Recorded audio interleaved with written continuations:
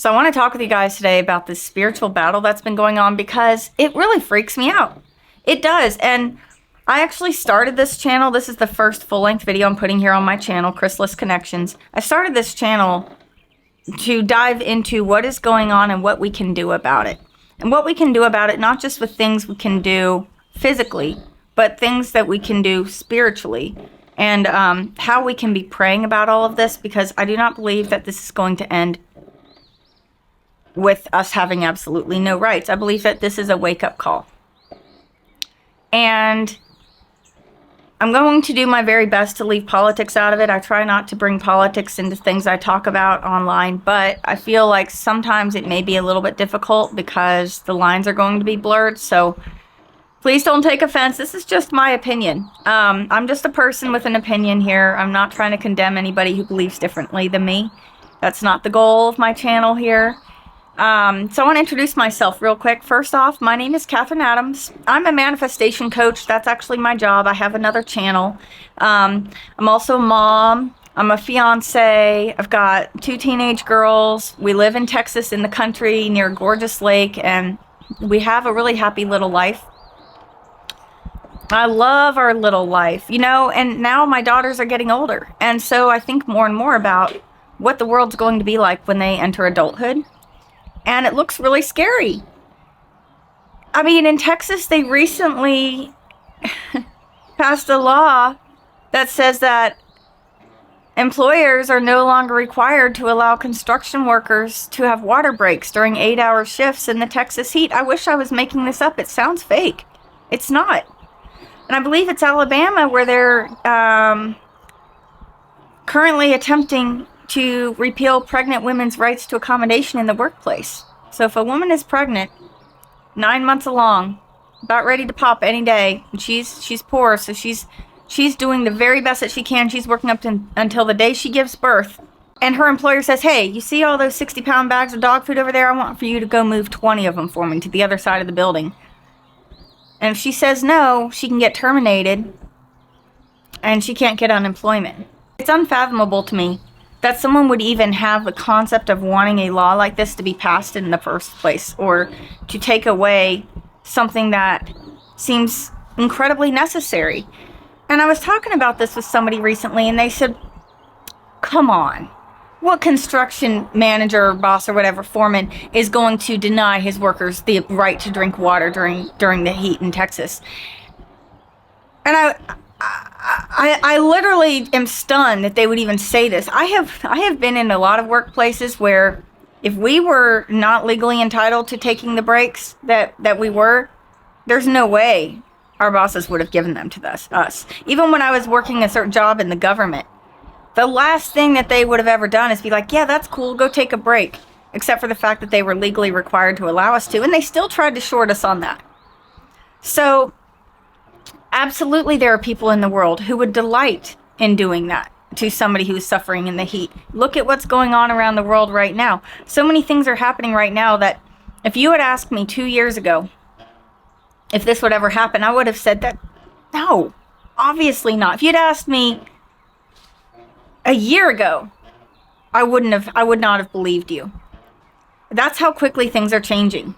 And you know, this attempted ban on TikTok and the lies about TikTok. Now, I'm saying this on YouTube, so, you know, I'm treading lightly here because, you know, some of you who are listening may not be very familiar with TikTok, but my experience with it, because I actually have four different TikTok accounts, my experience with TikTok is that it is actually a very inclusive platform. And I have seen more people being brought together there than any other app or platform I've ever been on. TikTok is the app that has brought people together around the world really talking about human rights. And I have learned more on TikTok about what's going on than anywhere else. Now, a person might say, oh, okay, so you're getting your news on TikTok. Listen, if I see something on TikTok that sounds outrageous, I Google it. And I Google it, and I go see if I can find stories at the news site, see if I can find the laws being passed, etc. I do fact check what I consume there. And there's only maybe been once or twice where something said there was not fully accurate, which, I mean, to me seems pretty low to be expected, right? But I see so many people being united there over commonalities as opposed to as much arguing over differences like I can see on other social media platforms. And one of the common things that people talk about there is workers' rights, is wanting people to be able to make a living wage, wanting for people to be able to have affordable health care, wanting taxes to be manageable for the lower classes, which all of these things, in my opinion, sound like very, very good things, very important things, you know? And yet we are being gaslit by the media. It's not just one side, it's both sides. I don't belong to a political party. I don't. I honestly don't even know if I'm going to vote this year, to be honest with you. I am so disappointed and disgusted with our politicians today. And it's so crazy to think that growing up, I was raised, the government is good, trust the government. The government's there to keep you safe. And what I'm seeing is that the government is systematically making us less safe every single day. I mean, just those 2 laws I mentioned alone are scary enough. And there's so many more I could get into. I'm just trying not to make this a polarizing type of video. But this energy of domination through fear scares me. And that's what I'm getting at here, is it seems like a lot of the news stories that we do see are designed to ignite fear. Fear that we are losing control over the autonomy of our lives. Fear that we are losing control of our finances and our ability to provide for our families on a very fundamental level. I saw a man last night outside the dollar store. And at first I didn't know what he was doing. And then when I pull in the parking space and he's right there, I see that he's homeless. He was well dressed. And he was charging his phone at the outlet on the outside of the store. Very polite, very well spoken. Did not look like someone I would have thought was homeless, but then I saw some of the belongings that he had on the ground next to him. So I assume he's newly homeless. That's where we are. People that are sober, because he looked sober. He didn't look like somebody who was on drugs or recovering. People who have worked hard, they are now losing the ability to afford a roof over their head. Minimum wage hasn't gone up in 15 years. Is that right? I think it was 15 years. I could be wrong. Correct me if I'm wrong, but it's been long enough to where it's unacceptable.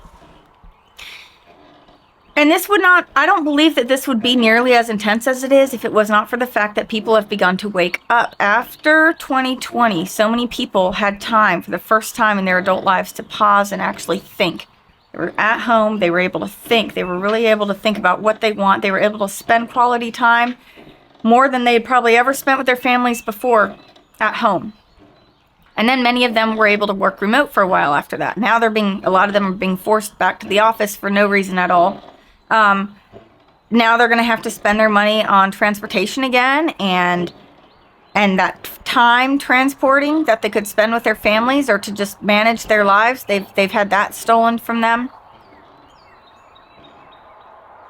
And again, the energy around that is that it's almost like lazy for somebody to want to be able to work at home.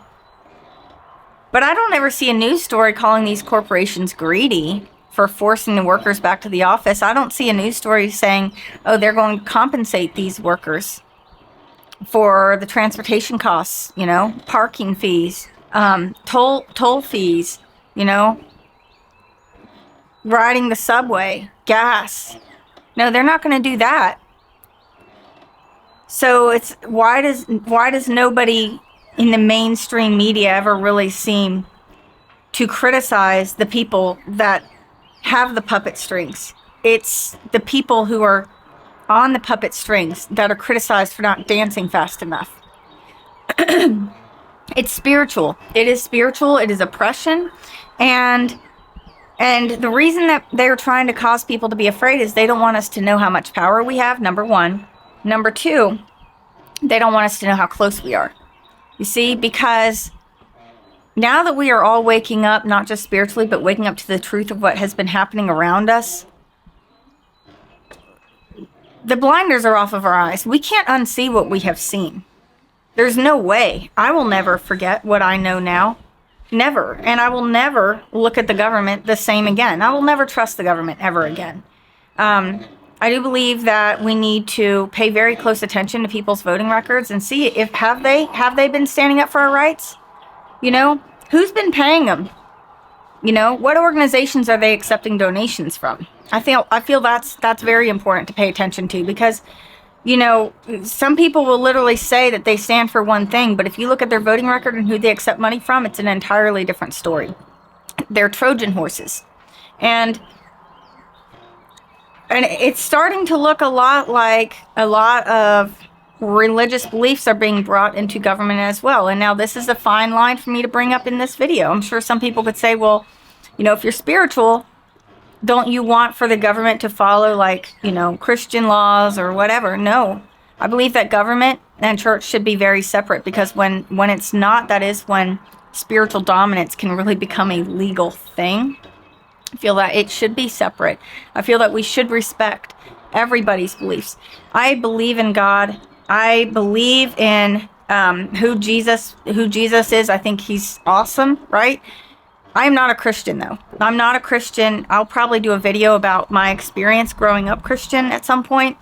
It's a really good story, but I saw so much spiritual manipulation within the church, and the church is its own form of government as well. You know, then they are telling people what they are and are not allowed to believe, how they should live their lives. So it's like a form of spiritual government. And I know that there are great churches. My mom loves her church.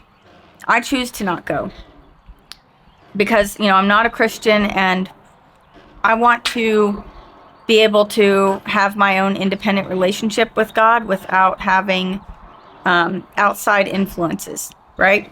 That's just how I am. But